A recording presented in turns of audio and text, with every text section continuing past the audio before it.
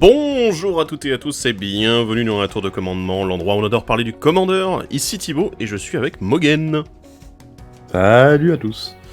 Alors, épisode un peu spécial parce que c'est un épisode qui est le premier d'une série que vous attendez tous autour de la fameuse édition Baldur's Gate, comme on l'appelle, la bataille de la porte de Baldur, aka Commander Legends 2, Donjons et Dragons. Oui, on n'a pas fini, mais c'était un début de 4 épisodes assez spéciaux. Pourquoi ? Parce que d'un côté, on va parler des decks de l'édition. Il paraît que c'est plutôt pas mal, puisqu'on a déjà parlé longuement de l'édition. Oui. Voilà, donc on va enchaîner là-dessus. Et aussi, autre chose, cet épisode est enregistré d'une manière un petit peu étrange. Voilà, je vais vous prévenir tout de suite. Actuellement, en fait, on est complètement en direct pour enregistrer tout ça, et tout ce que vous verrez actuellement à l'écran, en gros, est manipulé par moi en direct, donc c'est possible qu'il y ait quelques petits ratés et délais supplémentaires. Les animations seront moins jolies. Oh mon dieu, voilà. Alors pourquoi ça ? Pourquoi qu'on fait ça, hein ? Pourquoi pas faire du montage classique ? Pourquoi s'emmerder à faire ce truc ? Eh ben parce que nos monteurs vidéo, ils sont tous actuellement extrêmement occupés sur plusieurs projets concernant justement la bataille de la porte de Baldur, qui vont arriver durant les prochaines semaines. Et je pense que vous allez être très heureux de voir un petit peu tout ce qu'on vous a préparé. Donc du coup, pour leur enlever du boulot, on a mis en place ce setup, certes un petit peu moins bien qu'un vrai montage, mais ma foi, qui vous permettra de voir tout de manière propre et qui nous permettra, nous, de faire les choses correctement. Voilà. Donc on envoie des prières d'encouragement aux monteurs vidéo qui doivent être en train d'en chier. Et puis nous, on va y aller, on y go, let's go, on est parti. Mais avant tout, on va passer par la phase de pub. Et voici venir la phase de pub durant laquelle nous allons vous le rappeler d'aller nous suivre sur les différents réseaux sociaux, sur Facebook, sur Twitter et sur Instagram, pour avoir toutes les news, toutes les infos de la tour de commandement, savoir quand est-ce que les vidéos sortent, mais également savoir quand est-ce que nous réalisons les différents lives sur Twitch. Et si jamais vous ne pouvez pas assister au live, vous avez les archives de la tour de commandement pour voir les replays de ces live Twitch. Nous en profitons également pour remercier les tipeurs de la tour de commandement. Sans eux, rien ne serait possible, car ils nous soutiennent financièrement chaque mois ou ponctuellement et nous permettent de continuer à investir dans les différents projets de la tour. Donc un grand merci à eux, et si jamais vous souhaitez les rejoindre, c'est dans la description de la vidéo. Et nous voici de retour du coup pour parler de ce premier deck qu'on va aborder aujourd'hui, de la bataille de la porte de Baldur, la nouvelle édition dédiée au commandeur, oh oui. Et le deck qu'on va aborder aujourd'hui, on commence dans mes couleurs, on commence en bleu-rouge, dans les IZ, et on commence avec le deck Dissension Draconique. Ce deck Dissension Draconique, en fait, il est basé autour de certains effets, vous allez vite voir, le commandant il a l'air d'indiquer. Et ce commandant, c'est Firkrag, l'instigateur rusé, une créature légendaire dragon qui coûte 5 mana dont un bleu et un rouge, c'est une 3-3 vol célérité. À chaque fois qu'au moins un dragon que vous contrôlez attaque un adversaire, incitez une créature ciblée que ce joueur contrôle. À chaque fois qu'une créature inflige des blessures de combat à un de vos adversaires, si cette créature a dû attaquer pendant ce combat, vous mettez un marqueur +1/+1 sur Firkrag, instigateur rusé, et vous piochez une carte. Beaucoup de choses à dire sur ce dragon et ce commandant. Vraiment beaucoup. Bon, déjà, le côté tribal dragon est assez évident. On a envie d'attaquer avec plein de dragons pour inciter un maximum de créatures adverses. Mais surtout, le payoff derrière est très fort, parce que mettre des marqueurs +1/+1 sur Firkrag, ça donne envie de tuer aux blessures de commandant d'une part. Yeah. Piocher des cartes, c'est bien. Oui. Et ce qui est important, c'est qu'on parle pas d'incitation dans la dernière capacité, on parle si une créature a dû attaquer. Donc tous les effets qui obligent l'attaque autre que l'incitation fonctionnent avec Firkrag, ce qui le rend plutôt fort, je trouve. Ouais. En fait, le deck exploite beaucoup l'incitation d'une part, vraiment, c'est ce côté « Ah oui, attends, je vais inciter à droite à gauche », qui est une mécanique qu'apparemment les Américains apprécient beaucoup. Alors moi je l'apprécie également, mais malheureusement il n'y a qu'un seul commandant incitation qui a réussi à me convaincre jusque-là. Parce que peut-être que Firkrag, aujourd'hui, va réussir l'exploit de me faire dire « Je vais peut-être remonter un deck incitation ». Mais en fait je trouve super intéressant parce que moi il y a une carte qui m'est évoquée un petit peu tout de suite quand je pense à Firkrag, c'est la grande mêlée. Oui. Voilà, la grande mêlée, c'est juste, tout le monde doit attaquer, tout le monde doit bloquer, t'es là, pardon, excusez-moi. Donc, c'est le genre d'effet qui fonctionne très bien, parce que Firkrag, du coup, comme les créatures sont obligées d'attaquer, ça fonctionne très bien avec lui. Et ce qui est génial, c'est que ça fonctionne aussi avec vos propres créatures, donc si vos propres créatures sont incitées par un adversaire ou par vous-même, ça fonctionne aussi. Oui, très bien. Donc voilà, si vous avez des créatures qui sont obligées d'attaquer à chaque combat, ça marche aussi. Donc du coup, c'est pour ça que la grande mêlée, moi, elle me parle beaucoup, en tout cas, avec ce commandant. Ouais. Mais tu parlais du tribal dragon. Moi, j'avoue que c'est pas la première chose qui me vient à l'esprit quand je pense à Firkrag. C'est surtout le côté vraiment obliger toutes les créatures à attaquer. Parce que le tribal dragon, en fait, t'es là, ouais, t'attaques avec un dragon, ok, tu vas inciter une créature. Toujours ce petit truc que j'ai trouvé assez mou par rapport à Marisi, qui est beaucoup plus puissant, hein, bien évidemment, qui est notre petit chaton préféré. Et c'est vrai qu'en comparaison, en fait, Firkrag, on est là, ouais, c'est une créature à la fois, et c'est plutôt faible, en fait, en comparaison avec Marisi, qui est beaucoup plus efficace. Donc, moi, la deuxième capacité me plaît beaucoup plus là-dessus, quoi. Ah, c'est clairement là où il va faire le plus d'avantages. Pour moi, la première capacité est intéressante, notamment avec les dragons qui ont des effets sur l'attaque. Il paraît qu'il y en a un petit peu. Oui. Parce que vous allez avoir un double avantage. D'une, vous incitez l'adversaire, et de deux, vous faites votre value avec votre dragon de base. Et mine de rien, ça marche pas mal. Et le petit détail qui fait du bien, alors bon, en dehors de la pioche c'est plus qu'un détail, mais Firkrag a la célérité aussi. Oui. Donc il arrive, il peut tout de suite inciter une créature adverse, quoi. C'est bien, c'est très sympa. Ce qui justifie du coup son coût, alors que c'est quand même une 3-3 volts, et là, 3-3 volts pour 5, mais avec tout ce qu'il y a derrière, c'est un beau package en fait. Oui, non, je trouve que le prix est très largement justifié. On va passer au commandant secondaire du deck, Baelot Baritil, amuseur public. C'est une créature légendaire elfe et chaman, 2-5 pour 5, dont un rouge. Les créatures que vos adversaires contrôlent avec une force inférieure à celle de Baelot Baritil sont incitées. À chaque fois qu'une créature incitée, attaquante ou bloqueuse meurt, vous créez un jeton trésor et choisissez un passé. Et du coup, il y a un passé qui va bien avec, qui est prévu dans le deck avec en tant que commandant secondaire, du coup. C'est le façonneur de clan, l'enchantement légendaire passé qui coûte 2 dont un bleu. Les créatures commandants que vous possédez ont, pour 2, sacrifié un artefact, mettez un marqueur plus d'influence sur cette créature et piochez une carte. Encore une fois, beaucoup de choses à dire sur ce commandant secondaire et son passé. J'ai l'impression que le commandant secondaire, on peut déjà dire beaucoup de choses dessus individuellement, mais peut-être qu'on pourrait commencer par la combinaison des deux. Qu'est-ce que ça évoque là-dessus ? La combinaison marche bien parce que le passé va vous permettre de booster votre commandant, qui va donc pouvoir inciter plus de créatures. Comme il incite plus de créatures, vous créez des trésors que vous allez pouvoir sacrifier sur le passé, et vous faites on va dire un cercle vertueux pour inciter tout le monde et faire de la value. On n'est pas un système de boucle, mais enfin pas un système de boucle infini, mais une boucle sur plus le long terme, puisqu'on doit quand même attendre que les créatures attaquent, en fait. Oui. Ah non, oui, qu'elles meurent surtout. Qu'elles meurent attaquantes ou bloquantes. Ouais. Donc là par contre ça devient un peu plus compliqué quand même, c'est qu'il faut que tu les incites toutes, mais en même temps il faut aussi qu'elles meurent en fait dans le processus d'attaque ou de bloc. Oui, déjà il y aura celles qui mourront naturellement, mais il faut pas hésiter à jouer à côté des instants qui vont les achever si vos adversaires ne sont pas assez motivés. Ouais. Je trouve la combinaison des deux, en fait, je la trouve assez surprenante parce que d'une certaine façon, c'est pas vraiment une combinaison qui est ultra vénère dans sa façon de faire. Je veux dire, c'est pas ultra oppressif, c'est juste Baelot, t'es là, oui, ok, d'accord, évidemment, il a moyen de se booster et tout. C'est déjà un très bon bloqueur aussi, hein, ça fait plaisir. Mais c'est vrai que c'est avec le façonneur de clan, en fait, c'est un système qui doit se mettre en place un petit peu à la fois, et ça prend du temps, je trouve. Ça prend du temps. Mais pour parler individuellement des cartes, par contre, moi, Baelot, il y a 2-3 trucs qui me viennent à l'esprit quand je le vois. Un petit peu. Voilà, donc probablement avec d'autres passés, parce que vous n'êtes pas obligé de le jouer avec le passé du deck. Hein. Voilà, il n'y a pas choisissez un passé qui s'appelle façonneur de clan. Non, c'est choisissez un passé. Donc du coup, vous pouvez le combiner avec d'autres passés qui paraissent assez intéressants. Et moi, il y en a quelques-uns. Il y en a un en particulier où ça m'a l'air bien débile. Je vous laisse deviner, c'est en vert, où il paraît qu'il y a cette possibilité-là. Et en fait, c'est élevé par les géants.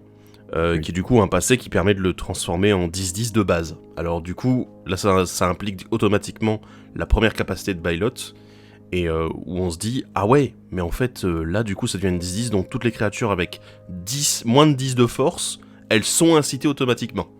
Ça fait du monde, hein. Voilà, et le pire c'est que ça se curve assez bien, parce que élevé par les géants coûte 6. Oui. Voilà. C'est assez surprenant. Après, tous les passés qui sont un petit peu agressifs aussi, qui permettent éventuellement de booster votre commandant, ça paraît pas mal.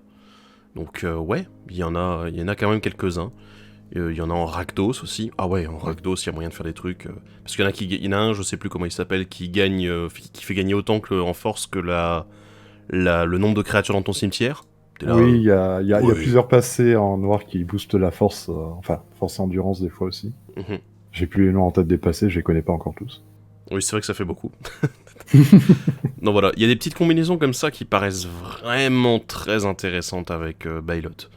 Il a juste un tout petit défaut, c'est qu'il faut que ce soit absolument des créatures incitées. C'est le seul léger défaut par rapport à Firkrag. Ouais, là il y a vraiment le côté incitation. Mais lui, il fait tout le job tout seul, quoi. Par contre, voilà, à l'inverse de Firkrag, lui il dit j'incite tout le monde. C'est là où je le trouve pas mal du tout, quoi. Probablement que d'ailleurs il rentrerait bien dans Marisi, dont on a parlé juste avant. Dans Marisi, puis je verrais bien aussi dans Cardur. Cardur, ah ouais, pour ceux qui ne connaissent pas Cardur. C'est le fameux démon de Kaldheim. Et ouais, c'est vrai que c'est assez... ça peut être assez intéressant. Alors après, le truc, c'est que Cardur, lui, n'incite pas. Non. Il force à l'attaque aussi. Mais comme Cardur fonctionne... Ouais, en fait, comme ils ont tous les deux des trucs avec les créatures attaquantes qui meurent, ça fonctionne bien aussi, quoi. Ils ont tous les deux des effets qui sont intéressants, donc... Ouais, je vois bien, je vois ton idée avec Cardur, en effet. Ça synergise. Alors après, le façonneur de clan. Mon dieu, qu'est-ce qu'il y a des choses à dire encore. C'est dingue parce que là, tu vois beaucoup moins le côté agressif et tu sens un peu plus le côté boui-boui. Oui. C'est... Bizarrement, on me parle d'artefacts et piochés, moi ça me parle dans mon petit Kokoro, là, c'est... Ouais. Ça aurait été juste le marqueur +1 +1, on aurait dit... Ouais. Ok, d'accord. Là, il y a autre chose à faire, quoi. Oui, il y a beaucoup de choses. Bah déjà, ça se joue avec n'importe quelle créature choisissant un passé qui aime bien les artefacts. Oui. Ça paraît logique. Dans des decks artefacts, il y en a quand même... Il y a des choses à faire. Et sinon, bah jouez-le dans vos decks artefacts. Tout simplement. En fait, ça, c'est con, mais c'est un nouveau moteur à sac pour les decks artefacts. Hein. Tous ceux qui aiment bien sacrifier, du style Breya, etc. Bah, le fait que Breya, d'un seul coup, il y ait une option où, en fait, pour 2, tu sacrifies un artefact, tu mets un marqueur sur elle, tu pioches une carte, t'es là... ça a l'air pas mal comme nouveau mode pour Breya. Il y a beaucoup de decks qui vont en profiter, je pense. On risque de les retrouver dans énormément de decks artefacts. Je pense notamment, moi, à Joyra, de mon côté. La version de Minaria. Oui, tout à fait. Joyra, capitaine de la Quillon. Et non, ouais, ça marche plutôt bien. Alors, il est pas non plus complètement cassé. Parce que pour faire des boucles infinies, il faut avoir mana infini plus artefact infini. Ça commence à demander c'est plus complexe. Un gros setup, mais en dehors de ça, ça vous fait de la value, ça peut vous permettre de booster des créatures. Non, il est plutôt bien ce passé, je l'aime bien. Et il coûte pas cher. Ouais, il coûte pas cher, ouais. C'est vrai que 2 mana, c'est absolument ridicule en termes de coût. Ça permet de setup assez rapidement, en fait, cet élément-là qui est plutôt important. Et ouais, ça fonctionne. Et le coût de 2 n'est pas cher, surtout. Oui, non.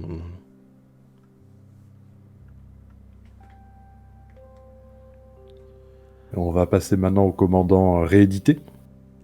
Oui. En commençant avec le seul commandant bleu, Keiga, l'étoile des marais. Et donc, il y a beaucoup de choses à dire sur ce joli dragon et esprit, Thibaut.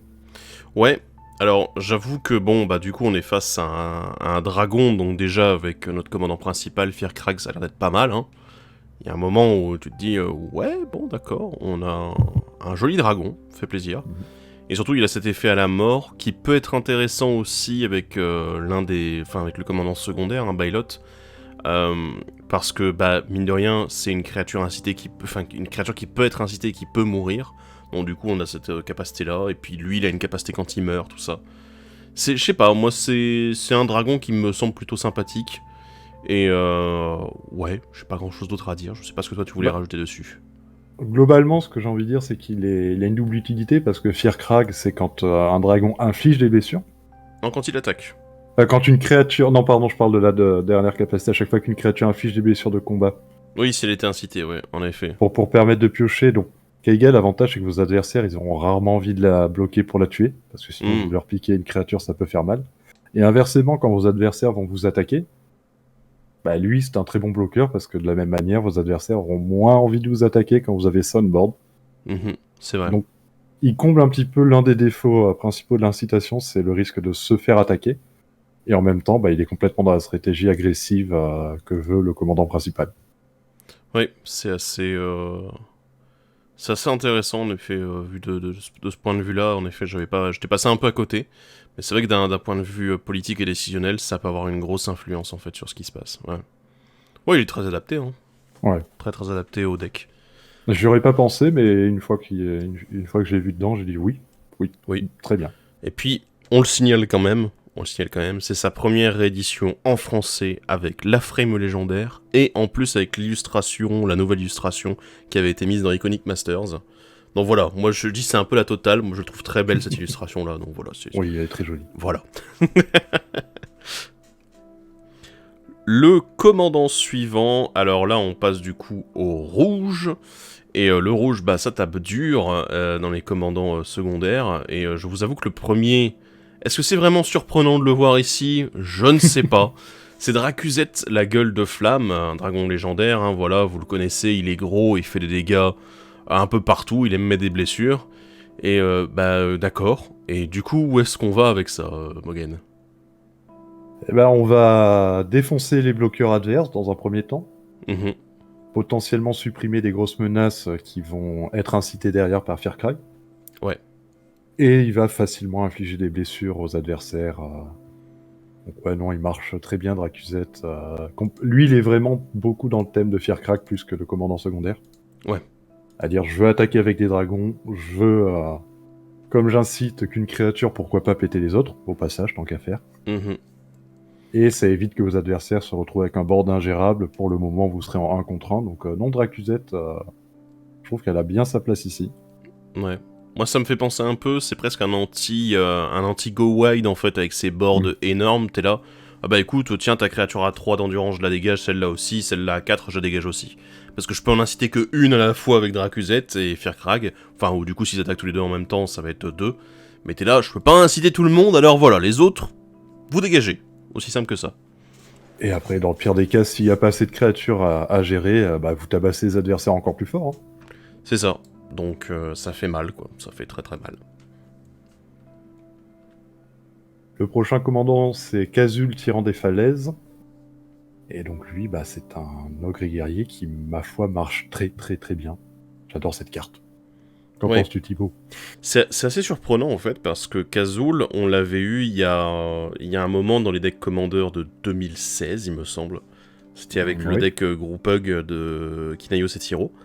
Et le truc, c'est que depuis, on l'avait pas revu édité, et là, 2 éditions coup sur coup, dans les decks, ils nous remettent Kazul, parce que c'est un très bon moyen de faire du pile forte.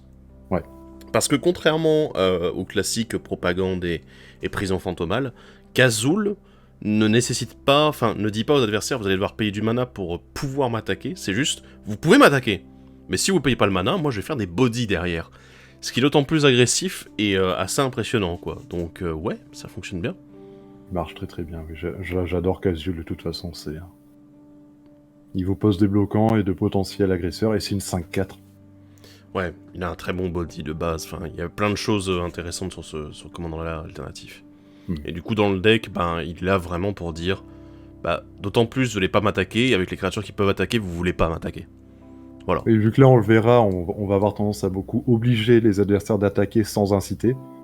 Lui, c'est un peu une manière de dire, finalement, c'est un peu comme l'incitation, sinon je vais vous taper derrière. C'est ça. Ou bien j'ai des bloqueurs qui pourront tuer vos créatures, parce que généralement, on va quand même inciter les plus grosses créatures adverses. Les créatures un peu plus... moins agressives auront tendance à pas vouloir nous attaquer à cause de ces ogres, quoi. Le commandant suivant, bah du coup on continue avec les dragons légendaires esprits, hein, voilà. Après Kaiga, c'est Ryuzei qui est de retour, l'étoile descendante.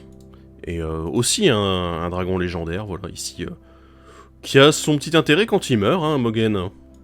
Oui, bah c'est une mini-race pour toutes les créatures sans le vol.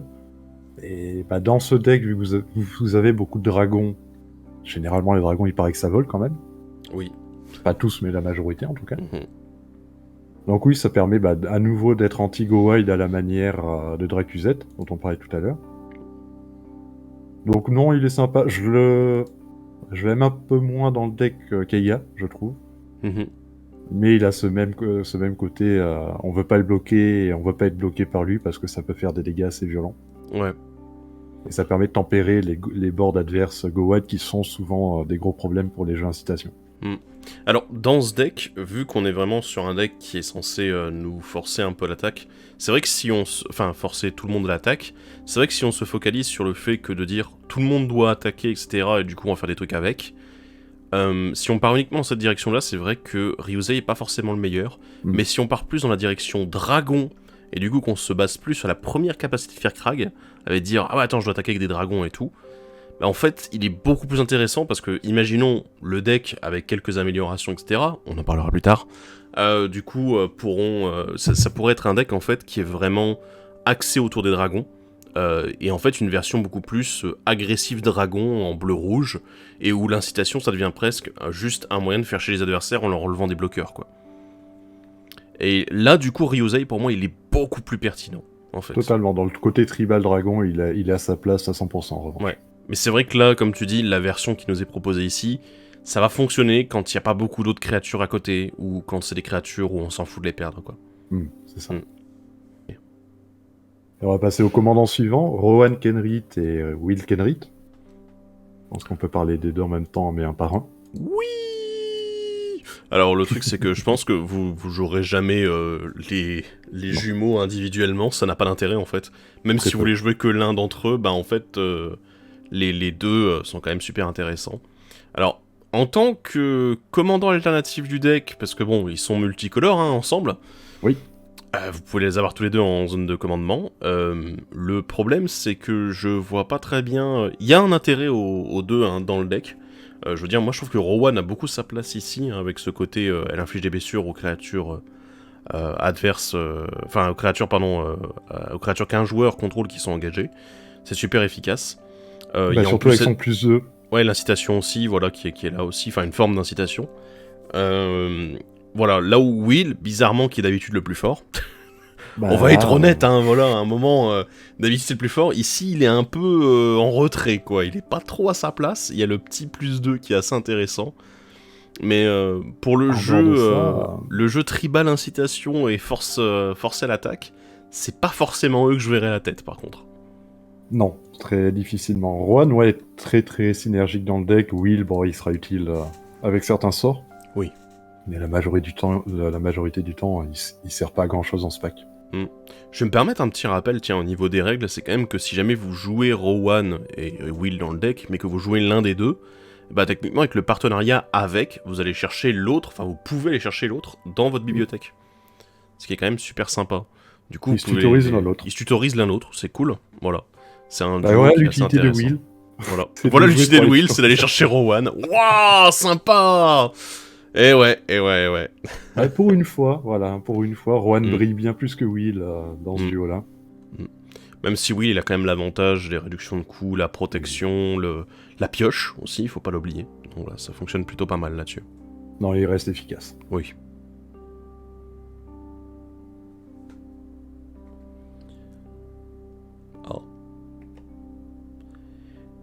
Et enfin, le dernier commandant multicolore réédité dans ce deck, il y en a beaucoup, hein. Il y en a vraiment beaucoup des commandants réédités dans ce deck. C'est encore un dragon, c'est le parrain, évidemment, c'est Niv Mizzet. On pouvait pas vraiment passer à côté de lui, je pense. Hein.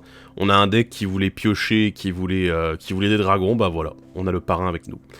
Dragon qui aime piocher, qui fait du mal quand il pioche. Ouais, c'est exactement le genre de choses qu'on veut voir en fait dans le deck, surtout que je vais revenir un petit peu sur Firkrag, mais faut quand même rappeler que c'est à chaque fois qu'on a une créature qui a été obligée d'attaquer, qui met des blessures de combat. Donc c'est-à-dire si vous en avez 5 ou 6 qui sont obligés, et qu'elle touche, vous allez piocher 6 cartes. C'est énorme.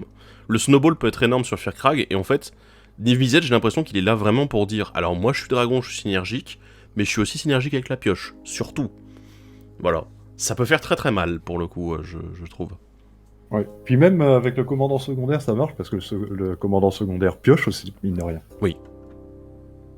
Le commandant secondaire peut piocher avec le façonneur de clan, donc ouais, c'est vrai que ça fonctionne plutôt pas mal, hein, on va pas se mentir. C'est plutôt Très bien. synergique. Alors, je verrai pas la tête du deck, par contre. Non, c'est compliqué.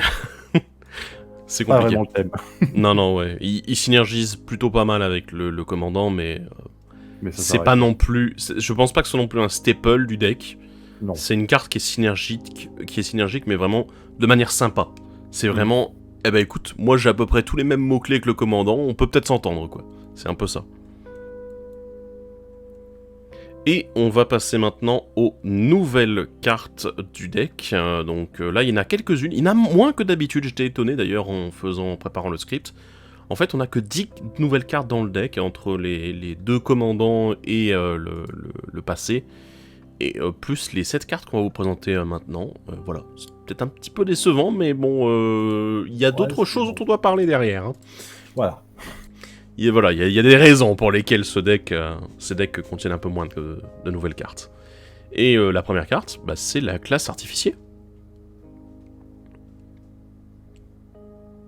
J'y vais, t'y vas. Oh, tu peux y aller ou j'y vais comme tu veux. Ok, bah je vais y aller. C'est un nouvel enchantement classe, bah, comme dans Donjons et Dragons, premier du nom. Du coup, qui coûte 2, dont 1 bleu. Et alors, du coup, vous arrivez au niveau 1. Le premier sort d'artefact que vous lancez à chaque tour coûte 1 de moins à lancer. Et derrière, bah, en fait, vous pouvez acquérir les niveaux suivants, en rituel uniquement, en payant le coût à côté du niveau. Donc pour le niveau 2, vous devez payer 2, dont 1 bleu. Et du coup, bah, ce niveau 2, il dit que quand elle devient de niveau 2, vous révélez les cartes dessus de votre bibliothèque jusqu'à ce que vous révéliez une carte d'artefact. Mettez cette carte dans votre main et le reste au-dessous de votre bibliothèque dans un ordre aléatoire. Et le niveau 3 coûte 6 mana dont 1 bleu. Au début de votre étape de fin, créez un jeton qui est une copie d'un artefact ciblé que vous contrôlez. C'est fort. Ça a rien à faire dans ce deck, mais c'est fort. Ouais, c'est vrai que c'est un peu ça en fait, c'est que ça n'a rien à faire dans ce deck, il n'y a pas beaucoup d'artefacts réellement impactants pour la strat. Mais il est là. Il est là, voilà. Je comprends pas vraiment, je comprends pas pourquoi il a été édité là-dedans. Moi non plus. Mais je suis très content qu'il soit édité en revanche, parce que ouais, les decks artefacts... Ouais. C'est assez dingue, je trouve, cette classe artificielle qui sort comme ça de nulle part, t'es là. Ah bah, une nouvelle classe, d'accord. Ça me rappelle un peu les MMO, c'est ah bah tiens, il y a une nouvelle classe qui va arriver et tout, c'est un peu la même. C'est un peu ça. Voilà, mais c'est vrai qu'après, c'est très fort, honnêtement, je trouve ça très répète, puissant. dans le deck, à part si vous passez sur un truc artefact, je comprends pas trop l'intérêt, mais à la limite, pourquoi pas. Il a pas grand-chose à faire là. Peut-être avec le commandant secondaire, voilà, pour être gentil avec cette présence, mais non, la carte a rien à faire là. Par contre, mon dieu que c'est fort. Il y a toutes les combos déjà existantes. Quand on diminue de 1 le coût des sorts, bah c'est là. Ben, réducteur de coût, même si c'est en one-shot à chaque tour, ça reste quand même intéressant. Surtout quand il coûte aussi peu cher et que c'est un enchantement, donc du coup plus difficile à gérer que le reste, ce dont on a l'habitude, quoi. Ça fait un de plus. Le niveau 2 est sympa, mais dans les decks artefacts, paradoxalement, sera sans plus, parce que bah vous avez beaucoup d'artefacts et beaucoup d'artefacts peu impactants. Oui. Vous allez forcément avoir votre masse de cailloux qui va traîner. Ça va être une loterie, mais c'est pour ça que je pense qu'il coûte aussi peu cher, pour le coup. Oui. C'est vrai que c'est un petit investissement, tu te dis 2 mana, ça va pour ce genre à part le jouer dans un deck où vous avez un seul artefact, mais qui vous permet de gagner, je vois pas le niveau 2, je vois pas un impact fort. Bon après, ça existe ce genre de cas. C'est vrai que ça peut faire aussi... on peut le faire aussi comme ça, en effet, hein, voilà. Je pense à certains decks... Oh mince, mais... Ouais, c'est vrai qu'il y a ce genre de deck aussi qui existe, donc oui, on peut en effet. Et après, bah, par contre, le niveau 3 est monstrueusement fort, le coût est totalement justifié parce que... En plus, c'est au début de l'étape de fin. Ouais. Bon, du coup, ça veut dire que vous l'activez en rituel pendant votre tour et à votre étape de fin, vous aurez une copie. Et là, les gars auront pas... Enfin, les personnes en face n'auront pas forcément le temps, sur un tour de table, d'essayer d'y répondre avant que vous l'ayez à l'entretien, quoi. Là, c'est direct. C'est fort. C'est fort. Donc voilà, une nouvelle carte à mettre dans la plupart des decks artefacts, je pense. Et dans certains decks spécifiques. Et on va continuer avec le dragon astral, une créature dragon 4/4 pour 8, dont 2 bleus. Il y a le vol et projection d'image. Quand le dragon astral arrive sur le champ de bataille, créez 2 jetons qui sont des copies d'un permanent non-créature ciblé, excepté que ce sont des créatures 3/3 dragons, en plus de leurs autres types, et qu'ils ont le vol. Ouais, ça paraît un peu débile, d'ailleurs c'est peut-être pour ça que ça coûte aussi cher. J'aime bien parce que j'ai eu l'impression que t'as eu une petite hésitation, c'est genre... Alors attends, ça fait combien ça au total? On n'a pas l'habitude d'avoir autant de mana. Bah, j'ai failli dire 6, puis j'ai dit non, c'est 8. Ah non, c'est 8, dis pas de bêtises. Ouais, mais alors du coup il y a pas mal de débilités à faire autour, notamment pour ceux qui ont vu, on avait parlé de Bane dans le... Pardon, pas de Bane, je dis une bêtise. On avait parlé de Myrkul dans l'édition de base de Donjons et Dragons ici, enfin de Baldur's Gate. Je veux dire, déjà il y avait bien des débilités en disant des créatures qui deviennent en fait des enchantements. T'es là, ok, d'accord. Ici on a la possibilité de copier du coup nos permanents non-créatures en créatures. Donc du coup on a peut-être le système inverse finalement. Heureusement les deux peuvent pas se jouer ensemble, hein, mais pas la même identité colorée, donc tout va bien. Voilà. Donc ça va plutôt bien. Après dans le deck ici, moi je me demande si c'est réellement pertinent de base. Je veux dire... Il y a quelques permanents, oui, j'ai envie de les copier. On en parlera après, notamment un enchantement qui a été édité pour la première fois ici. En effet. Et d'autres rééditions dont on parlera aussi qui sont très bonnes à copier. Oh oui. Ouais, c'est vrai qu'il y a probablement 2-3 trucs, mais c'est vrai que c'est pas le deck dans lequel je le verrai le plus. C'est pas aussi débile que ça peut l'être en fait. Ouais. Par contre, on a un truc débile, bien merci les judges sur le Discord. Des fois, on en a un qui est un peu fou. Et qui s'est amusé avec notamment cette carte que vous devez connaître qui s'appelle Saison de dédoublement. Parce que, comment dire, faire des copies de Saison de dédoublement, du coup, avec Saison de dédoublement déjà sur le champ de bataille, donc du coup qui fait arriver encore plus de copies de Saison de dédoublement, je vous laisse faire un peu le calcul, mais ça double assez vite le nombre de jetons qui devraient arriver sur le champ de bataille. Et si vous voulez continuer les débilités, donc toujours de cette même personne, c'est avec le commandant Mirim, édité dans cette même extension. Oui. Où là, ça devient vraiment stupide, parce qu'il n'y a pas un, mais 2 dragons astrales qui arrivent. D'ailleurs, non, il y en a 3, parce qu'il y a déjà la saison de dédoublement dans ce cas-là, et ça devient infernal. Sinon, de manière un peu plus classique aussi, sur les commandants jetons qui peuvent faire un peu n'importe quoi, on a Adrixenev également. Oui, voilà. Totalement. Donc, vous êtes là... Alors, attendez, il y a combien de saisons de dédoublement? Plein. C'est tout. Et voilà, en fait c'est le genre de débilité qu'on peut faire avec cette carte-là. Alors là on est vraiment parti sur un truc avec les doubleurs de jetons parce que c'est complètement adapté, je veux dire, au fait qu'on crée des jetons, des copies, etc. Et ça fonctionne très bien ensemble. C'est le truc assez évident. Après en dehors, je pense que vous allez vraiment avoir envie de le jouer avec des effets justement où vous en voulez plein. Mais vraiment plein. Si je dois penser à des trucs un petit peu débiles... Il y en a un qui me revient aussi comme ça, hein, je veux dire, en toute simplicité, c'est le réservoir de flux éthérique. Évidemment. Parce que un réservoir c'est bien, mais qu'est-ce que vous feriez pas avec 3 réservoirs en même temps? Parce que gagner plus de points de vie, ça a l'air un peu con. Le truc c'est que le dragon astral, vu son coût, il faut vraiment que ça ait un impact au moment presque où ça arrive sur le champ de bataille, je trouve. Oui, totalement. Voilà, donc ça doit vraiment, vous devrez vraiment enchaîner, ou alors avoir de très grosses réductions de coûts dessus, mais... Après, il y a quand même 2 autres types de decks où je le vois très bien rentrer. Déjà, les decks clones, parce que pouvoir cloner des permanents non-créatures, c'est rigolo. Ça marche bien. Sous forme de créatures en plus. Ouais, parce que ça devient des créatures. Et le dernier cas que je vois bien, c'est tous les decks qui vont chercher à animer des permanents pour faire des combos phase de détape, tape. Lui fonctionne largement parce que ça devient des créatures. Ouais. On peut faire des copies de véhicules avec. Aussi. Des véhicules qui seront du coup des 3-3 mais qui garderont leurs autres capacités. Mais ils auront gagné le vol aussi. Donc du coup si jamais c'est des véhicules qui avaient des intérêts à toucher, ça peut être pas mal. Non, il y a des choses à faire. Ouais, d'accord, ok. D'accord. C'est intriguant comme carte quand même. Il y a un potentiel autour encore à explorer. Ça peut vraiment être sympa comme carte. Oui, il y a beaucoup de choses qui vont être découvertes sur lui dans les mois à venir, je pense. Ouais. La carte suivante, c'est le Doppelganger Mocker. Une créature change forme qui coûte 4, dont un bleu, c'est une 0-0, qui a le flash, et vous pouvez la faire arriver sur le champ de bataille comme une copie d'une créature qu'un adversaire contrôle, excepté qu'il a. Les autres créatures ayant le même nom que cette créature sont incitées. Eh bah c'est fort. C'est fort dans le deck, c'est fort tout court. C'est un bon clone. Oui. Parce que pour 4, un clone avec le flash, c'est déjà bien. Copie uniquement les créatures adverses. Oui, par contre. Mais bon, voilà, c'est pas... On peut pas tout avoir. On peut pas avoir un nouveau Sakashima, on va dire. Non, on va se calmer 2 secondes, hein, voilà. Donc, Sakashima à la niche, s'il te plaît. Mais voilà, dans le deck, bah évidemment, il marche très bien parce que ça va inciter une créature adverse. Ou plusieurs si vos adversaires jouent des decks similaires. C'est vrai que contre un deck clone, ça a l'air bien débile aussi. Hein. T'es là... attends, je vais cloner 36 fois la même carte. Pourquoi pas Ou alors... C'était 36 occurrences. Attends, j'ai une idée. Je vais jouer ça contre Mirim Clone.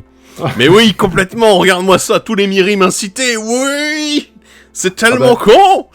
Alors, moins dangereux pour toi-même, parce que bon, des Mirim incités, j'ai pas forcément envie de voir ça. Je vois plus un Krark Sakashima. Oh tiens, tous tes Krark qui vont attaquer maintenant. Ça va pas prendre, tiens. Oui, c'est vrai que, surtout que le Krark, il va pas être très très content. Et il a pas envie d'attaquer, c'est pas son genre. Non. C'est quand même pas un gros body, donc voilà, il a tendance à prendre assez cher. C'est ça. Donc ouais, il y a plein de... Dans les decks clones, évidemment, ça va être joué. Et dans les decks pas clones, bah, ça peut être joué aussi. Ouais. Je trouve très sympa, celui-là, il est très intéressant. Puis ça gère bien les commandants adverses. Tant que lui est sur champ de bataille, le commandant sera toujours incité, quel que soit le nombre de fois il sait gérer. Ouais, ça peut être drôle. Surtout qu'en plus, si le Doppelganger copie un commandant qui a défense talismanique ou linceul, ou une grosse parade, ça paraît pas mal. Oui, vu que ça passe au-delà. Ah ouais, ça passe toujours au-delà, voilà, donc c'est pas une créature ciblée, non, dans tous les cas, c'est bon. T'es là, ok, bah le mien il est protégé, le tien, bah il va mourir dans les phases d'attaque. LOL. Ok, très bien. Avec ça. Très sympa, très sympa. Donc voilà, plutôt amusant en effet. Et on va continuer avec le quasi ennuyeux. Une créature démon pour 3 dans un rouge 3-2, qui a la menace. Les créatures incitées que vos adversaires contrôlent ne peuvent pas bloquer. À chaque fois que vous lancez un sort non-créature, incitez une créature ciblée qu'un adversaire contrôle. C'est tellement fort comme carte. Il y a beaucoup de choses là-dedans en fait. Alors honnêtement, moi la menace, je me dis, on en a rien à foutre en fait. Oui, c'est mignon, mais bon. C'est parce que c'est un démon. Voilà, du coup, il fallait la menace, t'es là. Mais on s'en fout, il est tout petit, il est 3-2, regarde le chat à côté, il a l'air plus grand. Donc, c'est assez amusant. Mais par contre, la première capacité déjà, ok. Parce que c'est peut-être le gros problème quand on incite des créatures adverses. C'est le fait que, tant qu'elles n'ont pas attaqué, techniquement, elles peuvent toujours bloquer. Et c'est assez gênant. Mais là-dessus, le Kha'Zit lui dit « allez vous faire voir ». Surtout que, en plus, ça marche très bien avec le commandant. Firkrag, lui, il dit « bah c'est l'attaque que j'incite ». Ok, j'incite une créature volante en face, et il y a le Kha'Zit qui est à côté, tu peux pas bloquer. Oh, dommage. Oh, dommage. Oh, ça va faire mal. Oh là là. Oh, ils te font mal mes dragons. C'est pas grave, t'inquiète, ça va aller. Ça marcherait bien avec le commandant secondaire, vu qu'il va inciter tout le monde. Vous dites, vous voyez tous ces trucs? Ils peuvent pas bloquer. C'est ridicule. Les petits tokens là, bah non, ils vont pas bloquer, mon gars. Franchement, c'est le genre de design en fait qui fonctionne super bien avec les deux commandants. Et qui est juste, mais tellement intéressant. Si vous jouez un deck basé autour de l'incitation avec du rouge, bah, j'espère que vous jouez du rouge quand même, ça fonctionne très bien avec, voilà. Et alors en plus, quand même derrière le petit truc, je lance des sorts de créatures, qu'est-ce que je peux faire? Bah j'incite des créatures. C'est débile. C'est débile. Et je me dis, en fait, si t'as moyen de faire des boucles un peu de Storm, tu sais, en faisant des allers-retours avec tes sorts de créatures, en relançant plusieurs fois les mêmes sorts, ouais, ça peut être vraiment con en fait. Donc, mais il risque de rentrer dans pas mal de mes decks Spellsinger ou Artefact. Parce que, bah ouais, inciter des créatures sans avoir à les gérer moi-même, c'est bien. Ouais, bah ouais, ça fonctionne bien. Et puis c'est fun, j'adore ce concept. Donc ouais, c'est le genre de truc qui fonctionne bien en effet. La carte suivante, c'est le baiser de la mort qui est, alors qu'il n'est pas un éphémère rituel, c'est un tir à œil, une créature. 5-5 pour 6 mana dont un rouge. Chaque fois qu'une créature qu'un adversaire contrôle attaque un de vos adversaires, doublez sa force jusqu'à la fin du tour. Et pour 2X et un rouge, monstruosité X, donc si cette créature n'est pas monstrueuse, mettez X marqueur +1/+1 sur elle et elle devient monstrueuse. Quand le baiser de la mort devient monstrueux, incitez jusqu'à X créatures ciblées que vos adversaires contrôlent. Bon, bah on va commencer par le plus intéressant, la monstruosité. Non, je déconne. On s'en fout de ça. Ouais. Malheureusement, ouais, c'est assez anecdotique, alors que la première capacité, c'est monstrueusement fort. Ça vous permet, si vous n'incitez pas, si vous n'arrivez pas à inciter, bah ça encourage vos adversaires à se taper entre eux quand même. Et si vous arrivez à les inciter, bah ça veut dire que les adversaires vont se défoncer la gueule très très vite. Voilà. Et après, bon, la monstruosité coûte très cher à activer, donc bon. Ouais. Dans si les vous jeux... avez rien à faire pendant un tour, ouais. pourquoi pas. Dans les jeux, vous avez beaucoup de mana, c'est pas mal non plus, hein. Vraiment... si d'un seul coup vous faites, je sais pas, que vous faites beaucoup de trésors, que vous faites beaucoup de mana avec certains sorts, ben c'est vrai que les dépenser là-dedans en disant « Ah bah on a cité toutes ces créatures-là qui peuvent éventuellement tuer mes adversaires », c'est parfait en fait. Ça peut être un kill en fait, cette monstruosité-là. Totalement. Voilà. Mais surtout que ça peut être fait en éphémère, si je dis pas de bêtises, la monstruosité. Ouais, de mémoire, oui. Là, je vous invite à reposer la question dans les commentaires, que je puisse y répondre à l'écrit au cas où. Mais de mémoire, oui. Vous pouvez en effet faire la monstruosité. Si je me trompe, mais à coup de pas, mais il me semble que c'est bien ça. Voilà. Donc ça peut être intéressant en effet aussi dans ce sens-là. Donc ouais. Plutôt sympa. Ouais, ça va être très joué dans tous les decks qui jouent un petit peu autour de ce truc. Ah ouais, vous allez vous attaquer entre vous. Alors en rouge, moi il y en a un qui me vient en dehors de Marisi, parce qu'on va peut-être arrêter de parler de lui. Je sais qu'il est bien, qu'il est beau, qu'il est tout... voilà, bah, un petit peu, oui. Non, moi je pensais à Gaiji derrière. Oui. Donc voilà, qui est d'ailleurs et qui avait été réédité. Voilà, je vous montre la version New Capena, parce qu'il avait été réédité dans le deck Cabaretti. Et ça fonctionne très bien, parce qu'en plus, là du coup... Comment dire, vous allez pouvoir ordonner les triggers en disant « Ah bah attends, vous allez d'abord tu vas gagner plus de +0, ensuite on va doubler ta force. » Oups. Ok, d'accord. Très bien. Bird of Paradise devient une grosse bête. C'est ça, c'est comment ton bird attaque à 4 en vol, pardon, excusez-moi. Voilà, c'est le genre de truc un peu inattendu, mais ça fait plaisir. Donc ouais, les decks un peu politiques comme ça peut être super cool à jouer avec. Donc, bon. Très bien. Et maintenant, on va continuer avec la querelle de butin, un enchantement pour 4 dont un rouge. Alors, la querelle de butin arrive sur le champ de bataille, vous prenez l'initiative et vous créez un jeton trésor. À chaque fois que vous attaquez le joueur qui détient l'initiative, créez un jeton trésor. Vacarme, à chaque fois que vous terminez un donjon, créez un jeton de créature 5/5 rouge dragon avec le vol. L'histoire, c'est quand même que les mecs sont en train de se battre pour avoir un trésor dans les souterrains, et que du coup, il y a un moment où ils font tellement de boucans, que du coup, il y a un dragon qui se ramène, quoi. T'es là, super. Magnifique. J'aime beaucoup le design, le fait qu'on retrouve la mécanique de la prise d'initiative dans les decks aussi, même si c'est pas forcément la mécanique principale. C'est pas forcément beaucoup en lien, cet enchantement-là, avec le deck. C'est juste qu'on a des dragons, en fait, qui sont créés. Donc, voilà. Pas que, mais je... Oui, t'as le côté trésor aussi, donc du coup tu peux sacrifier des artefacts avec le passé. Toujours pas que. Je rappelle que toujours pas que. Il veut que t'attaques avec tes dragons aussi. Oui, non mais oui, c'est ce que je disais, du coup la création... Non mais là, là au-delà du fait de terminer le donjon, il va te récompenser de récupérer l'initiative quand elle part. Oui. Et le fait d'inciter, ça va faire que l'initiative va sauter des uns aux autres et donc foutre un bordel pas possible. Ah oui, tu veux dire avec l'initiative. Oui, en effet, voilà, ça fout le bordel aussi. Ouais, non, cette façon-là aussi. C'est fun, hein, c'est pas une carte, c'est pas un staple du deck, loin de là. Mais ça incite encore plus, enfin ça invite, on va arrêter d'utiliser le mot inciter, du coup on peut plus l'utiliser, qu'est-ce que vous voulez dire ? Ça va inviter les adversaires à s'attaquer entre eux le plus souvent possible en fait. En plus des autres mécaniques du deck. Donc non, la carte est cool et une fois de plus, l'initiative, je la trouve très bonne et ça remet en avant la mécanique donjon mais de manière vraiment efficace dans le commandeur. Donc très très content. Très très content aussi. La carte suivante, et qui est également la dernière nouvelle carte, c'est l'affrontement spectaculaire. Un rituel qui coûte 2 dont un rouge, qui dit « Mettez un marqueur double initiative sur une créature ciblée, puis incitez chaque créature qui a reçu un marqueur double initiative de cette manière. » Et là, ça doit vous rappeler quelque chose, cette formulation, puisqu'il y a la surcharge derrière avec, pour 4 et 3 rouges, À la place, du coup, vous pouvez lancer ce sort pour son coup de surcharge. Si vous faites ainsi, remplacez ciblé par chaque dans son texte. Donc à la place, ça sera, vous mettez un marqueur double initiative sur chaque créature, puis vous les incitez, etc. De cette manière. Pour ceux qui ont reçu un marqueur double initiative de cette manière. Voilà. Pas mal de choses à dire. Donc déjà, ça concerne aussi vos créatures. Oui. Donc si vous le faites en main phase 1, vous serez incité pendant la phase de combat. Mm-hmm. Donc, attention à ce détail.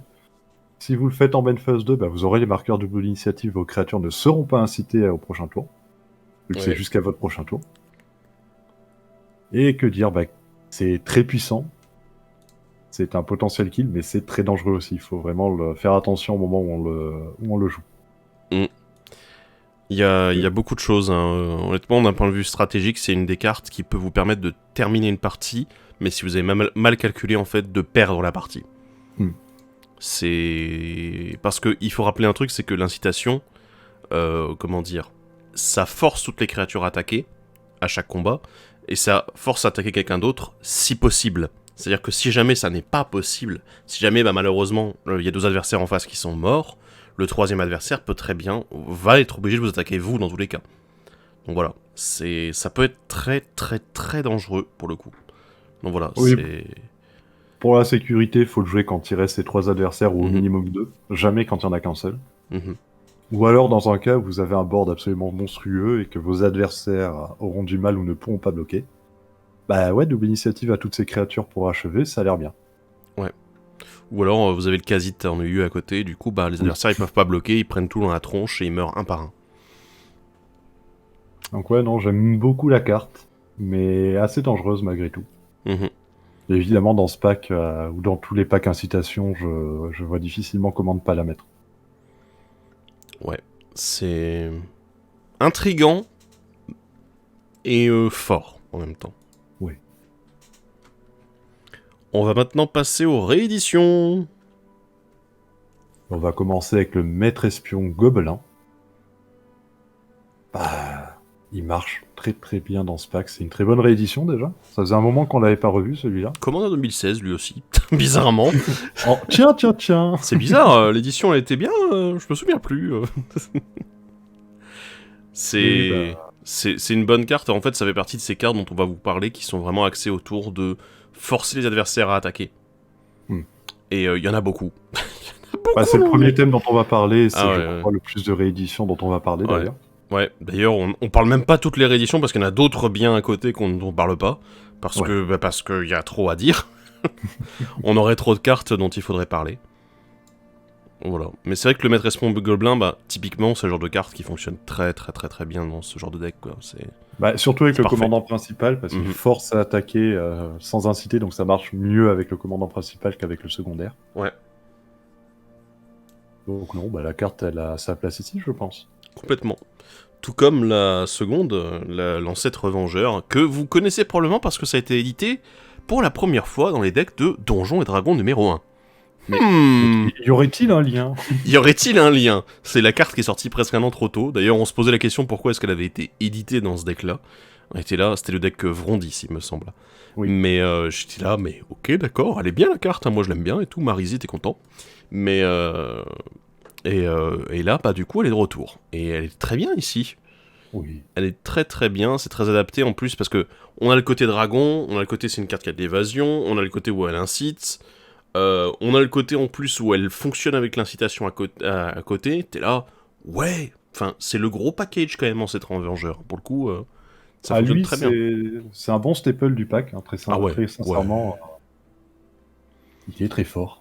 Et tu penses qu'ils ont designé le pack Kerkrag en fait en ayant Ancêtre Vengeur en tête, en se disant et si on faisait un pack dragon incitation pour rappeler aux gens les dernières fois qu'on avait fait ça?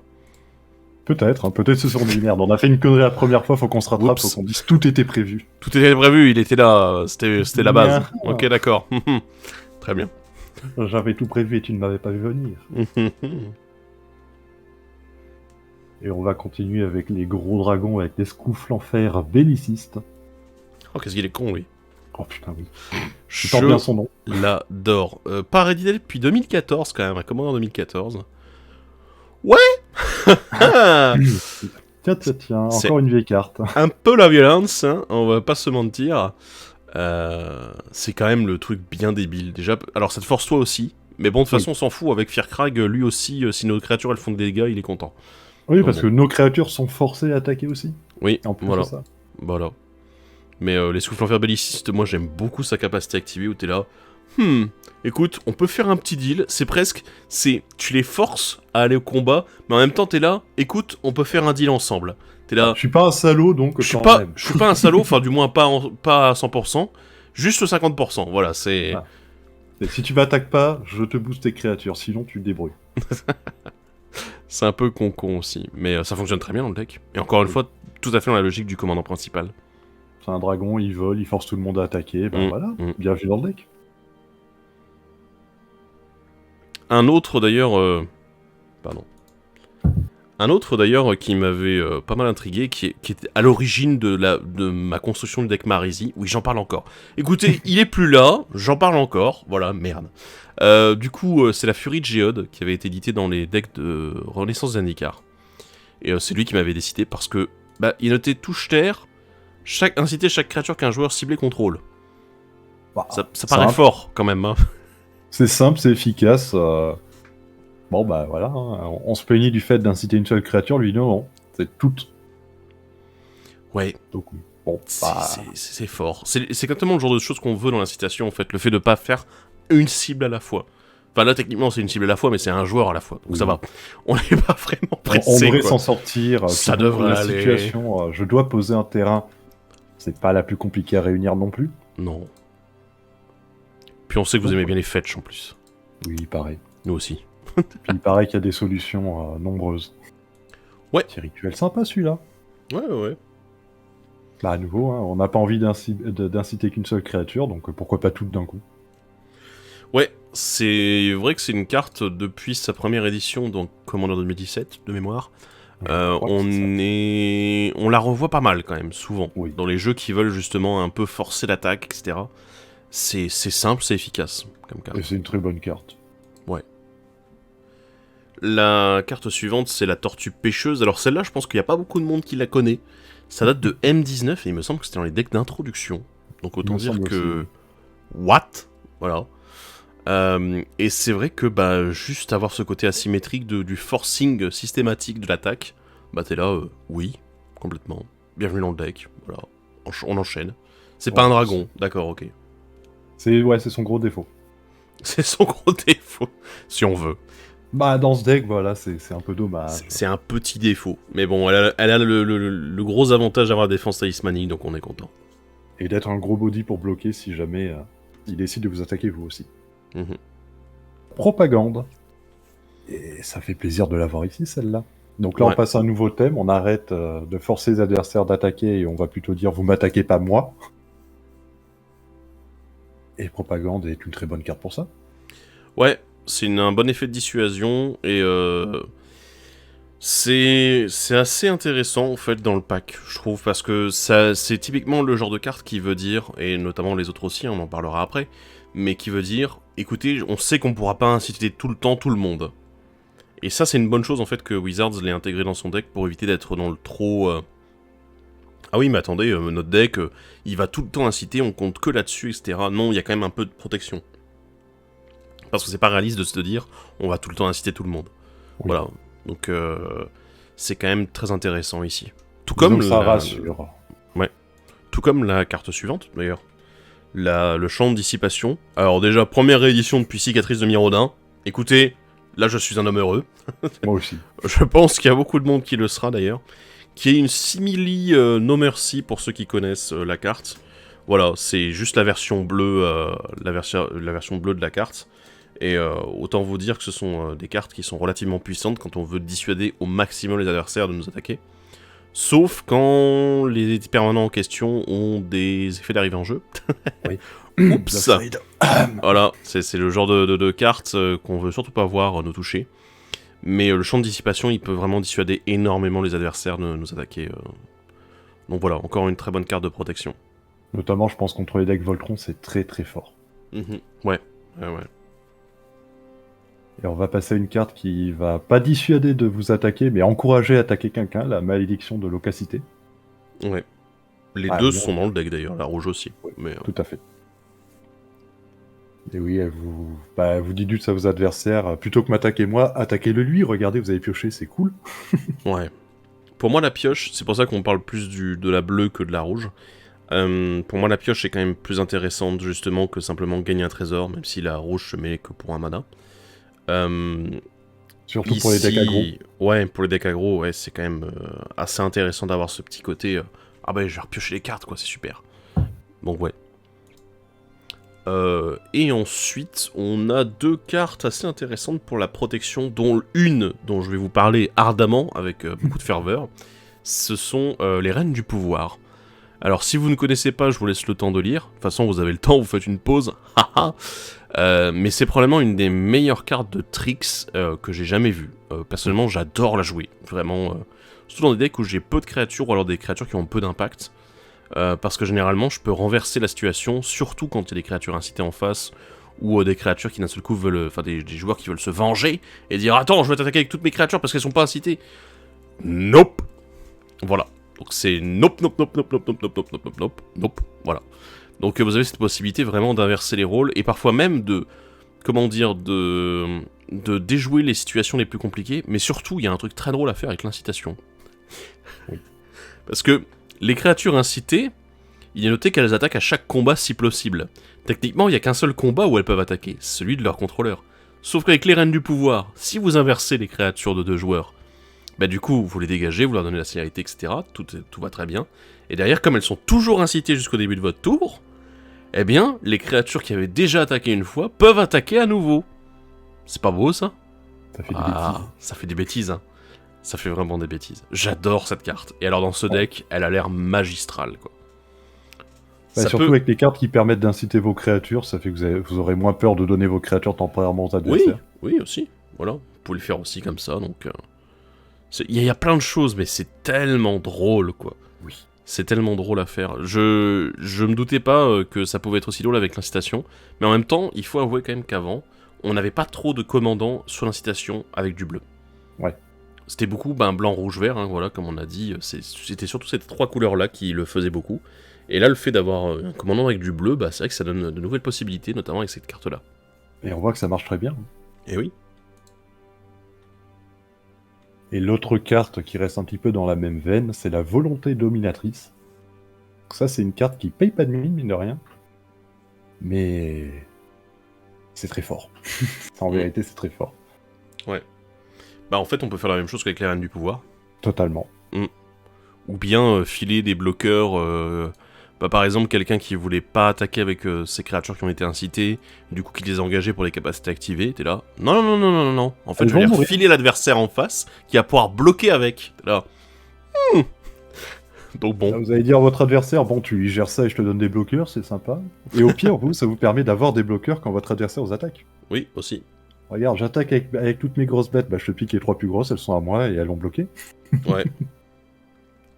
Après, faut faire gaffe, hein, non attaquante. Ouais. Donc du coup, faut prendre d'autres bêtes qui traînent à côté, donc ça peut être intéressant, mais pour moi, c'est un peu plus chiant à gérer que Reine du Pouvoir, qui est un peu plus LOL, je prends tout, go. Et voilà, donc pour moi, Volonté Dominatrice... Ouais, Volonté Dominatrice, pour moi, c'est la petite sœur, en fait, vraiment, de Reine du Pouvoir. Donc ouais. Et enfin, alors, surprise générale, on va parler d'une carte incolore, ma foi. On va parler d'un truc, je m'attendais pas à parler d'un terrain dans ce deck, mais on y est. On va parler du générateur de terrain, qui est une carte qui avait été rééditée pour la dernière fois dans les Duel Deck.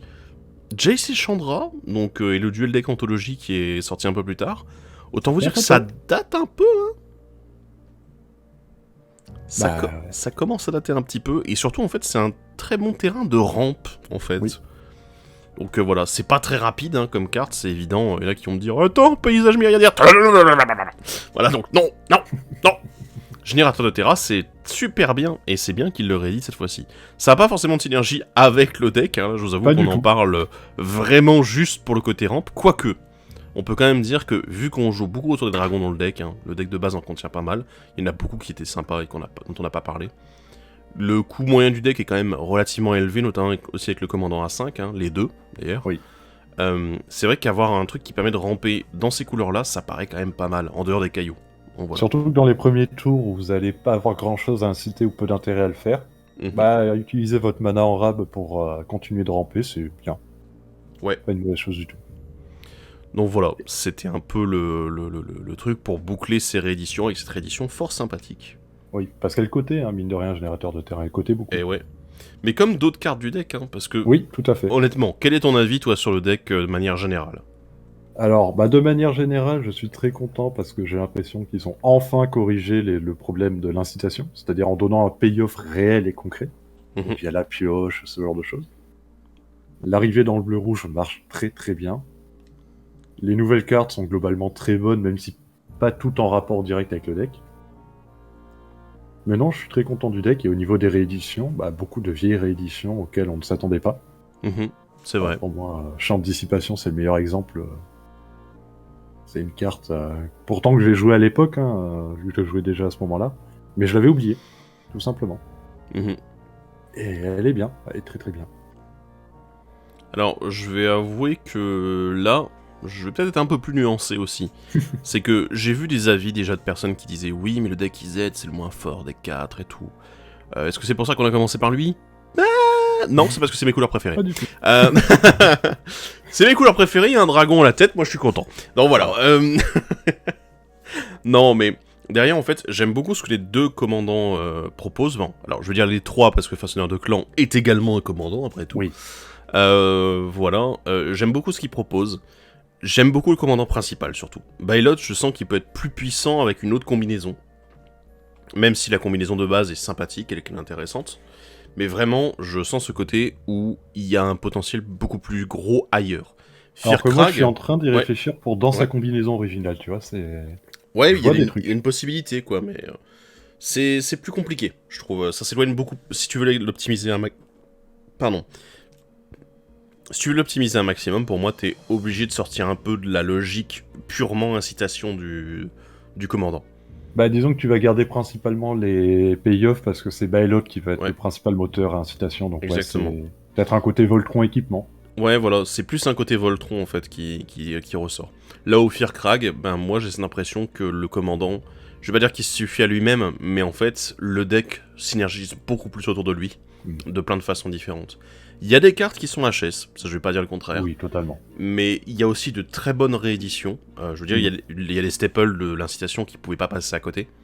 Ils ont pas tout mis non plus, parce que honnêtement, la decklist ici, on peut vous proposer des améliorations, mais ça c'est pas notre boulot, c'est le 20 in, 20 out qui s'en occupe sur les réseaux sociaux, allez nous suivre. Quick. En plus, on a une surprise pour vous, je vais en parler juste après. Mais du coup, on a ce côté en fait où, mine de rien, le pack, il a déjà un très gros package autour du commandant principal. Et je pense que s'ils étaient allés plus loin, en fait, ils auraient quasiment tout mis et on n'aurait rien eu à améliorer en fait du deck. Et j'ai pas souvenir qu'on ait eu un deck dans lequel, enfin, je pense que Wizard a toujours évité de le faire, un deck qui soit vraiment déjà à fond dans ce que le commandant peut proposer. Pas forcément avec toutes les meilleures cartes, mais juste avec toutes les cartes qui sont vraiment dans la stratégie. Et le souci, c'est que obliger les adversaires à attaquer, les créatures adverses à attaquer, que ce soit via l'incitation ou d'autres capacités, c'est quelque chose qui est très limité dans Magic. Et s'ils étaient allés plus loin, en fait, on n'aurait rien eu à rajouter dans le deck. Et c'est normal en fait qu'à un moment ils donnent pas les decks qui sont vraiment tout prêts à 100% et genre tu peux le jouer comme ça et c'est probablement la meilleure version. Parce que sinon, à la base c'est les préconstruits, il faut rappeler que c'est avant tout pour les débutants. Oui. Et donc faut encourager le débutant à améliorer son pack, sinon le débutant il achète son deck, il fait plus rien avec, c'est pas intéressant pour Magic. Voilà, ça s'appelle les Challenger Decks après ça. Et même, les Challenger Decks, voilà, pour faire le parallèle avec ce genre de produit, les Challenger Decks sont aussi des decks améliorables. Ils ont déjà beaucoup des staples du deck, mais pas forcément tout. Pour en avoir vu en action, des fois on était là, mais attends, il manque ça, il n'y a pas assez d'exemplaires de cette carte, et t'es là, là c'est pareil. Donc voilà. Donc je suis peut-être un petit peu plus rude, mais en même temps pour moi c'est justifié, c'est que le deck semble intéressant sur beaucoup d'éléments, et il y a beaucoup de choses intéressantes, mais évidemment il manque un petit quelque chose pour qu'il soit beaucoup plus percussif. Voilà. J'ai l'impression, pour l'instant ça fait que 2 éditions, mais que depuis New Capenna ils ont clairement amélioré le centrage du deck autour de la stratégie. Oui, Je trouve que l'amélioration est violente depuis New Capenna principalement. Donc ça fait que 2 éditions, donc on verra pour les prochaines. Mais s'il continue là-dessus, moi ça me plairait. Oui. Après, il y a quand même le point négatif de moins de nouvelles cartes par rapport au précédent deck, même si on peut le comprendre. Ouais. Je pense que ça aurait été compliqué dans ce deck-là. Mais voilà, c'est dommage. Il y a l'augmentation du prix qui reste à noter malgré tout. Que je trouve un peu dommageable et qui n'est pas à 100% justifié par les rééditions selon moi. Mais le prix reste globalement correct pour un deck de cette qualité. Oui, c'est un bon deck, la base de mana est correcte aussi. Enfin voilà, je veux dire, on retrouve quelque chose qui est beaucoup plus stable que ce qu'on avait pu avoir auparavant dans certaines éditions qui, honnêtement, laissaient franchement à désirer en comparaison. Oui. Là, c'est vraiment un deck, ça me donne envie de le jouer tel quel. Malgré les cartes hors sujet, je pourrais le jouer tel quel et m'amuser avec réellement. Alors que c'est vrai que les anciens decks, c'est compliqué des fois. Voilà. Alors du coup, je vous ai parlé d'une petite surprise. Oui, alors c'est une bonne surprise, ne vous inquiétez pas, c'est pas parce que je fais un petit rire comme ça que vous allez chialer dans 2 minutes. Non, ou alors vous allez pleurer de joie. Donc demain, vous allez avoir les 20 in 20 out qui seront disponibles sur les différents réseaux sociaux, Facebook, Twitter et Instagram, comme d'habitude. J'ai une annonce à vous faire, c'est que vous savez qu'on avait fait un petit partenariat avec Play-in pour un concours pour vous faire gagner une boîte de booster draft sur les réseaux sociaux, sur Twitter notamment. Eh bien, il n'y avait pas que la boîte de booster, on va dire, il y a d'autres choses.